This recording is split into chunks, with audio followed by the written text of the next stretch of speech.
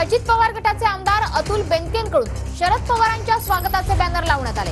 अतुल बेनकेंच्या बॅनरवर अजित पवारांचा फोटो मात्र नाहीये। शरद पवारांच्या जुन्नरच्या ओतूरमध्ये दौरा आहे। काही दिवसांपूर्वी अतुल बेनकेंनी शरद पवारांची भेटही घेतली होती।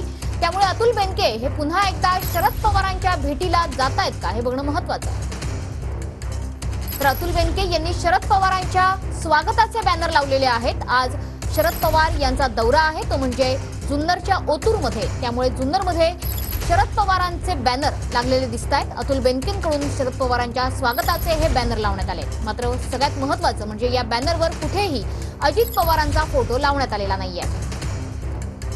सध्या अतुल बेनके हे अजित पवार गटात आहेत। त्यामुळे आता अतुल बेनके हे देखील शरद पवार गटात जातायत का अशी चर्चा राजकीय वर्तुळात रंगायला सुरुवात झालेली आहे। सुनील ढगे सध्या आपले प्रतिनिधी आपल्या सोबत जोडले गेलेले आहेत। सुनील, अतुल बेनकेंच्या मनात नेमकं काय आहे, काय राजकीय चर्चा सुरू आहेत? नक्कीच मनोत्री ज्या पद्धतीने पाहिलं की खरं तर आज जे अतुल बेनके आहेत जे अजित पवार गटामध्ये आहेत त्यांनी आज खरं तर शरद पवार यांची भेट घेतली आहे आणि यामुळे कुठेतरी राजकीय चर्चांना सध्या उधाण आलेलं आपण पाहायला मिळतंय।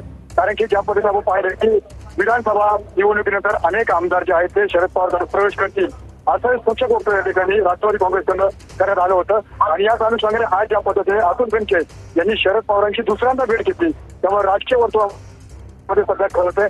त्यामुळे अतुल बेनके शरद पवार यांच्या गळाला लागलेत का असाही प्रश्न सध्या उपस्थित केला जातोय मनोश्री।